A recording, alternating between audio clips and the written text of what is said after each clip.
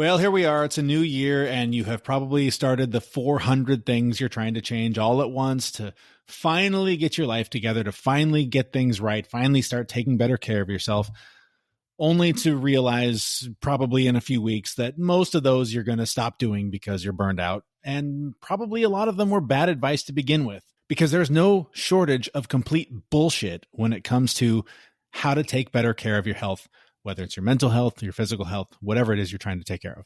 That's why today I've invited Dr. Bobby Dubois from the Live Long and Well with Dr. Bobby podcast to join us to talk about a lot of the myths that people are believing and trying to implement in their lives that are ultimately not going to pay off in the way they hope they are. As both a physician and an endurance athlete, he brings a unique perspective on how to test and validate health practices using simple, scientific methods that anyone can follow, even a dummy like me. So when we're done here, hopefully you will have learned how to stop wasting your time and your money on trends that don't work for your body, and instead discover a personalized approach to health that actually delivers results. Plus, we get to geek out a little bit on cold plunging, which is one of my favorite things to do, and we'll find out how to make sure you're doing it safely and most effectively if it's something you're interested in trying. But our conversation begins with the overwhelming amount of information that exists and the struggle to take that information from just being information to being something you implement to actually improve your health. So coming up, my conversation with Dr. Bobby Dubois. But first, this is the Fit Mess, where together we learn to develop habits that help us live beyond our mental health struggles to create happier, healthier lives. He's Zach. He lives in the future with his anxiety. He's Jeremy, and he lives in the past with his depression. And we get together once a week in the present to share the obstacles we face and how we overcome them. There is absolutely no shortage of information. There's plenty of information for anyone with any condition to go and try to figure out what may be holding them back from losing weight, getting healthier, dealing with depression, dealing with anxiety. But actually taking those steps, especially if you do live with any of those mental health conditions, can be a massive obstacle. So, and I've plenty of doctor friends who have told me, like, you can write the prescription, but getting the person to actually, take the pill, good luck. So I'm curious what you've seen in your practice and in your work with people that helps them bridge that gap between the information and the action they need to take to get healthier. It's a great question. I guess I would divide it into two pieces. The first is there's an overwhelming amount of information out there. The problem is a lot of it is conflicting, and you will get differing views from differing people. I did a podcast not long ago about 8 glasses of water a day, urban myth or good idea. And I try to basically go into the scientific literature and it says, what does this tell us? Does it make sense? Does it not? Sneak preview. You don't need to drink 8 glasses of water a day. Your brain and your kidneys will tell you when you're thirsty. Just listen to them. But I delve into things like sleep. What have we known from scientific studies that actually improve sleep? And there are 12 things you can try, each of which are based in randomized control trials or good studies. Sauna, people love to talk about sauna, but what's the evidence? Well, the evidence is pretty darn good that it reduces your risk of heart attack, reduces your overall mortality, and importantly, reduces your risk of cognitive decline. And so in my podcast, I really try to wrestle with these issues and then figure out what's the essence of it. I just finished a podcast on alcohol, and it was alcohol, none or some. That is the question. Everybody talks about alcohol and says, oh yeah, you better not have 4 glasses a night every night of the week. But that's not the question for most people. Most people is, well, what's the harm of having 1 glass a day or maybe 2 glasses a day? And again, there's evidence on this, and that's what I try to distill and share. So that's the first part of the question, which is what does the information tell us? And that's no easy step. I did a podcast on health headlines, confusing or harmful. How do you look beneath the headlines? Okay, so now we've sort of got our direction. This is what we should do. Now that you ask the question, how do you get people to do it or continue it or follow it? So I did not invent this concept, but I think I've been the one probably most recently to popularize it. They're called N of 1 trials. So if folks know when you do a study, say a new drug, or you say, oh, well, your high blood pressure is bad, cut out salt in your diet. Well, the reality is the studies give you the average. On average, if you cut out salt in your diet, your blood pressure might drop 3 points. But the reality is 3/4 of people are sensitive to salt, so it makes a difference for them. But 25%, it doesn't matter how much salt you have. It won't budge your blood pressure. And I'm one of those. And this is true for every other study. And I mentioned the 12 sleep approaches. So the end of one study is a systematic way to test things in you. It's what people love, personalized medicine. Yeah. So if your blood pressure is on the higher side and your doctor says, oh, you should cut out salt, what you need to do is measure your blood pressure, get a home monitor, $80, $100, measure it every day for a week, maybe a couple times a day. Now you got a baseline. Now cut out salt in your diet. Do that for a few weeks. Measure again, and then go back to your doctor and say, I am sensitive to salt. My blood pressure went up or went down, or no, I'm not. Similarly with sleep, studies show if you lower the temperature in your bedroom, probably below 70, it improves your quality and quantity of sleep. But that's not true for everybody. So again, do a baseline sleep assessment. I wear an Oura Ring. You can do a Fitbit. You can do your Apple Watch, or you can just write down how many hours of sleep did I get and how awful did I feel in the morning. Then try for a week a lower temperature in your room. Measure it again.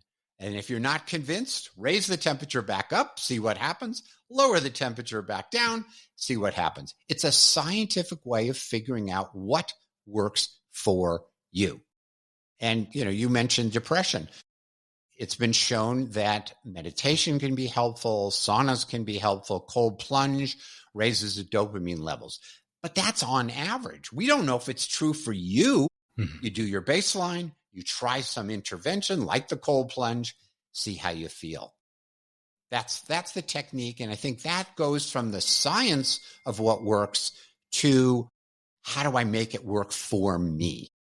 I'm going to pick your brain more on the cold plunging because I love it. I do it all the time. I'm a big advocate for it, but I'm curious about this. Yes. The biohackers are hearing what you're saying and going, yes, amen, preach, brother, track it, measure it, adapt, go. The average person, me, sometimes now, most of the time, many years ago, goes, cool, great idea, does it once, maybe twice, maybe for a couple days, forgets, there's no immediate action, it gets hard to keep up, the kids are loud, works hard, life gets in the way, all the excuses. Absolutely. And we stop tracking and we forget about it. And 2 months later, we hear on a podcast, oh yeah, I started doing that. I should do that again. And we don't do it. So how do we stick with it? That's the thing with all of this stuff. We can talk about exercise and diet and all this stuff all day long, but getting past that initial adoption phase of this is something I do now, that's the big barrier. How do you stick with it? Well, that's the crux of the issue. I think one of the reasons that these sort of guidances fall apart is they sound like one size fits all. Everybody needs, 7 to 8 hours sleep. Everybody should do a sauna 3 times a week. Everybody should do this type of exercise for this period of time. And the reality is that we're all different. And as you said, there are some people that are dialed in and will just try every new thing, measure it on their Fitbit, and move forward. So I've developed a quiz called the Health Type Quiz. And if you just go to my website, Dr. Bobby, Live Long and Well, the quiz will pop up. It's free. It takes 3 minutes. And it will then categorize you into one of 5 types or archetypes. And then you get a series of reports that will talk about you in hopefully language that really works. And I've had about 1,000 people do the quiz. And so I have a pretty good sense of where folks land. Each one of the 5 are different. And how each one of those individuals acquires health knowledge, makes decisions about health, what motivates them, and how they deal with setbacks and health triggers like an injury or an illness are completely different. So your person that's dialed in is called a holistic health hacker. And it is what it sounds like. They're on top of everything. A very different type is the purposeful path planner. This is somebody who can drown in the information. Dr. Bobby says do this. Dr. John says that. My chiropractor says this. I'm drowning. I don't know what to believe. Now, if you hand them a Fitbit, they'll be like, that's not what I need. Cool watch, bro. What they need isn't more information. They need a distillation of the information and clear guidance, because once they figured out the path, they do pretty well. The single-minded achiever is a third type, and they're the type that is zoned in on one thing. I meditate every day. Great. That's wonderful. But their eyes are not open to, the benefits of sauna, the benefits of a nutrition that might be a little bit different, the importance of social relationships in longevity and wellness and cognitive decline. So they need kind of a broadening. So each one of these has a different approach. The hopeful health seeker is somebody who's failed a lot. Dr. Bobby, I've tried to lose weight for 20 years. I've tried every diet. I'm just demoralized. Dr. Bobby, I've been having headaches and I've, tried everything and I can't seem to deal with it. These are not individuals where a Fitbit or a Clear whatever is going to work for them. They need encouragement. They need early wins. All right? Go for a 2-minute walk. All right? Can you do that? Yeah. Oh, I did the 2-minute walk. All right. Well, next time try 3 minutes and we'll stick with that for a couple of weeks. They need early wins. So part of the reason this all fails, and the timing of our podcast couldn't be better because of New Year's resolutions, is that they have to be tailored to you. Not only your health type, what succeeded in the past, what failed in the past. Where are you with your screening tests that should be done, or the illnesses that you have, and the 6 pillars? So taking stock of that and being mindful of your health type, I think people can be more successful than maybe they think they can. Well, and it does seem like, it's painfully obvious to me now, but some of the advice that we give and hear a lot from guests is start with what you enjoy. And if it is walking, if you enjoy walking your dog, go walk your dog, right? You don't have to go to the gym and bench 280, bro. Like you can start with what works for you, what makes you feel good, what lights you up and gets you excited to put the shoes on. Because I've seen it over and over again. I've done it over and over again. I promise myself I'm going to do something, and then I don't because it sucks and it's hard and it's not fun. And, when I started going to the gym and, would go a few times a week, and after a couple months, I'm not really seeing anything different. I'm not really feeling anything different, except it's a giant time suck and it's a pain in my ass. I'm going to give up. But I've found ways now to stay motivated and to learn to really love it, to where now I can go for a few months and start to see, okay, it's starting to work. I'm starting to see the benefit. And that's what, and that maybe that's, I missed which category I fall into, but to me, I'm the guy that needs the win. I need to hear somebody say, are you losing weight? What's going on with what are you doing over there? It seems like those are the things I'm like, oh, it's working. Aha. It's not just a story I'm telling myself that I need to do this. There actually is some benefit and it's starting to pay off. Well, Jeremy, you should take the quiz then we should have a private discussion about, what does this mean in terms of moving forward? I had just heard this quote, the heaviest weight in the gym is the front door. Yeah, it's true. The hard part is just getting there and getting started.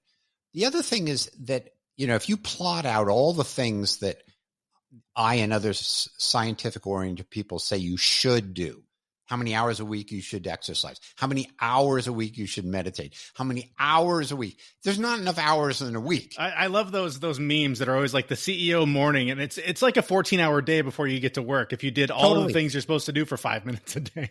Now, there is a kind of a hack that you could try. For sleep, getting sunlight early in the morning resets your biologic clock, helps you with sleep. Going for a walk is good for all sorts of different reasons. So I like to combine the things so it doesn't take all that much time. Grab a friend, go for a walk early in the morning, sip your coffee. You've got 3 of the pillars done before you get back for breakfast. And so they don't have to be separate. They can all be done together. And it really, really can make a huge difference. One of the things you talked about that I'm a huge advocate of is cold plunging. I love it. Yes. And let's talk myths and facts. How good is it for me to be spending all that time in the cold water? So how long do you spend in the cold water? My weekly group plunge with my friends is we do 20 minutes, and then during the week I'll do anywhere from 3 to 5 to 10, sort of depending on how patient I am on my back porch by myself in my little tub. Wonderful. And how cold is the lake? Right now it's 7 Celsius. So what is it, 40, mid 40s, low 40s? You're quite a hardy person to be able to do that. So exposure to heat and cold is one of the 6 pillars. And if folks want to listen to the episode, you can learn about all the evidence that supports it. Obviously, cold plunge and sauna has been around for, thousands of years. So there's nothing new. But just because it's been around for thousands of years doesn't mean it actually works. So one of the arguments about the science in these areas, both sauna and cold plunge, is the only people that do it have time and have money. And therefore, the fact that they do better may or may not be a reflection on what they're doing. It may just be they have more money and more time to be able to do this. So there's been some very creative studies in the sauna world. As you may know, Finland loves saunas, and there's basically 1 sauna for every 2 people. And so it's not a function of money. Every apartment has them. You just sign up and you do them. And so there you can actually do studies and look at people who don't do the sauna, who do it once a week, twice a week, 3 times a week, so on and so forth.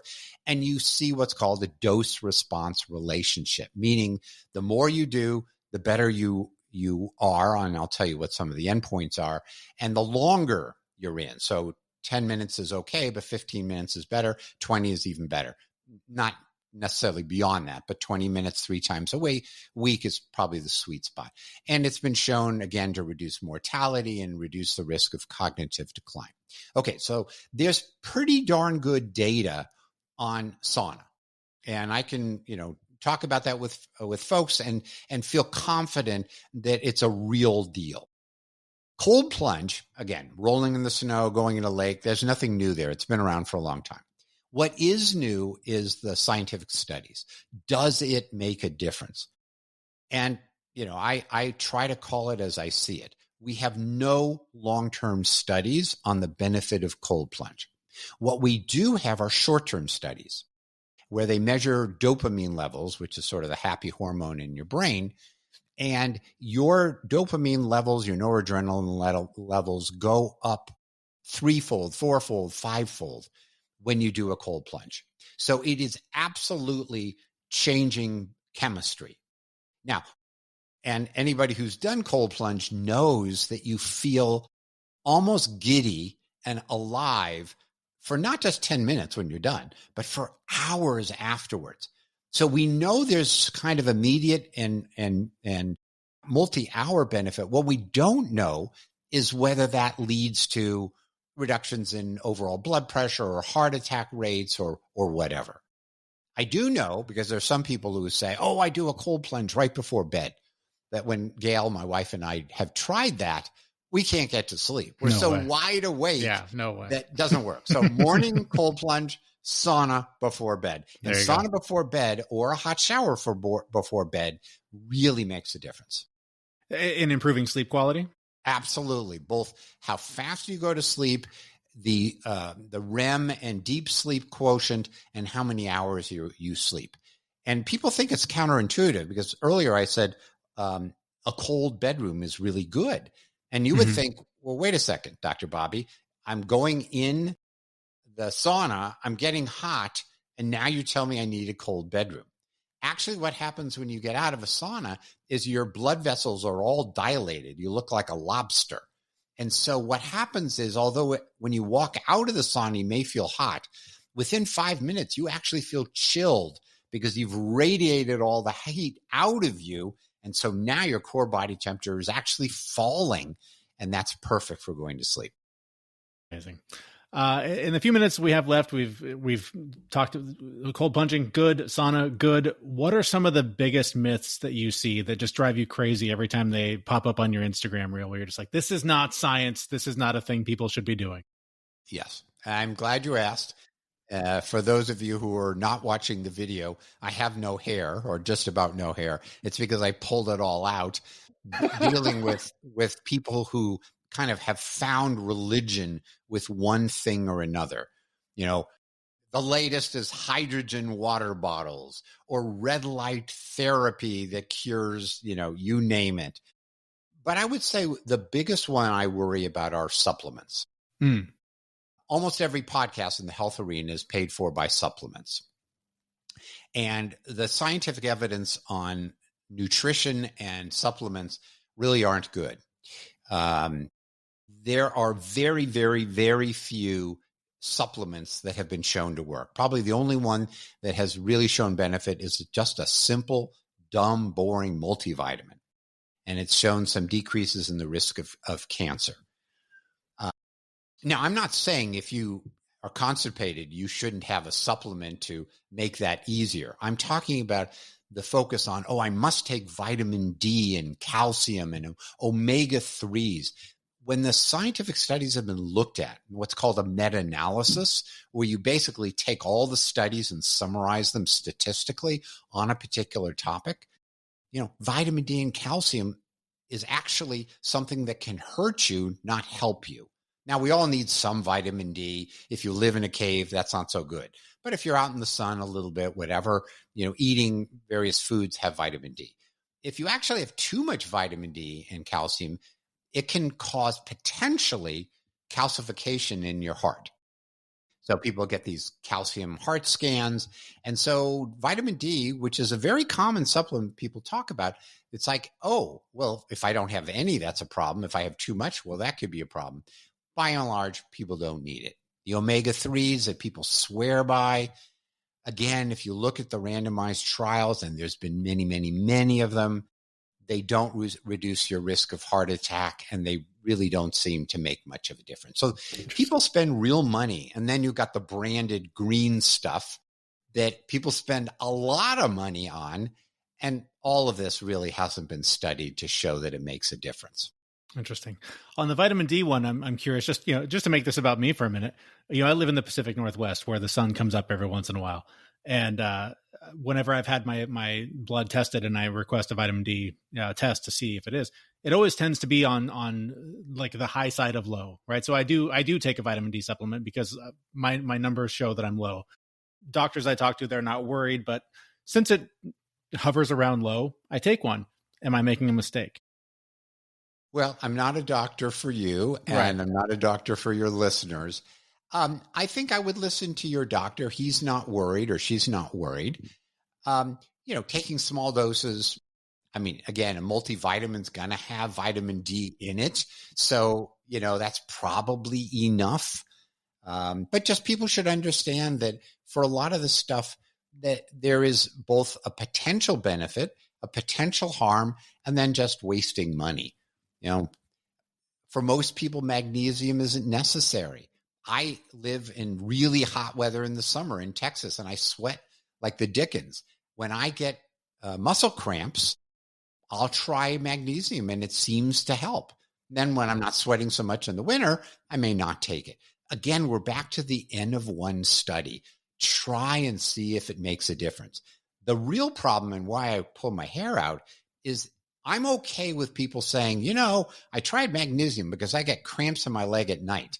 And Dr. Bobby, it worked, or Dr. Bobby, it didn't work. Fine. Yeah, it's a short-term test. You'll figure it out. The problem with a lot of this stuff is that people say, trust me, you need to take this for the next 30 years at this cost per year, and I know it will help you. The problem is there's nothing to measure to say it is helping you. And that's why we really need studies to support what we do and what we don't do. Well, that's why I think supplements are particularly tricky, because I think most of them, when you take them, unless it is like your example of like leg cramps, you take them and they go away. It helps. Yes. Your general multivitamin, whatever brand you're either spending too much or not enough money on, you're going to take it. You're probably not going to notice a difference in a few days. Like it's the kind of thing where you'd probably have to take it for a while, stop taking it, and then realize, oh, now I feel like crap again, right? Beautiful. Exactly. There's the N of 1 approach. So again, listen to your body, try it out for a while and see what happens when you stop. Well, and it isn't just listen to your body. Try to be quantitative about it. So if you have a Fitbit and you're measuring sleep, then look at your sleep numbers. If you have anxiety, there are anxiety questionnaires on the web that are like 6, 8, 10 questions. Do the questionnaire, get a score, then test, and then redo your questionnaire.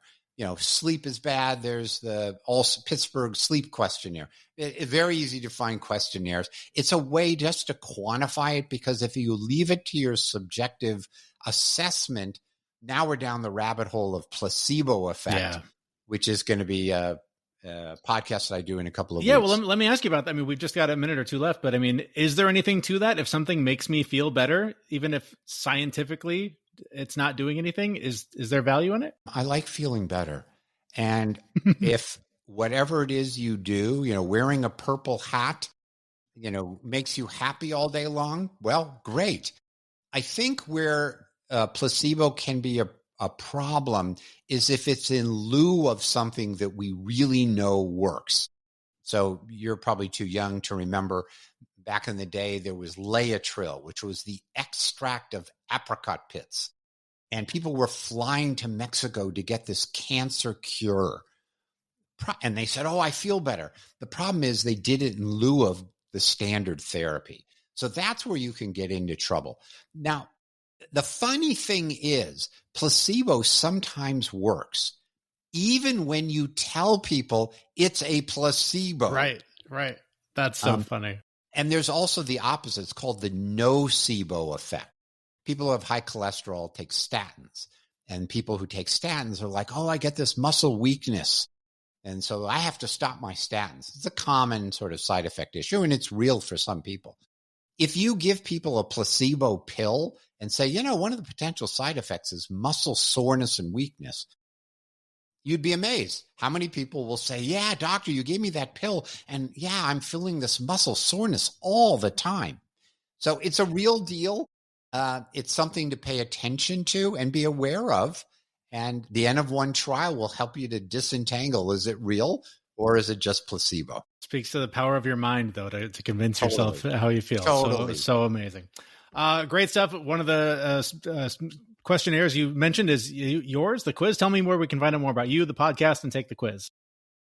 So my podcast is called Live Long and Well with Dr. Bobby. If you just type in Dr. Bobby, you'll find me on Apple or Spotify or wherever else. My website is Dr. Bobby, DR, not DOCT. So Dr. Bobby, BOBBY, livelongandwell.com.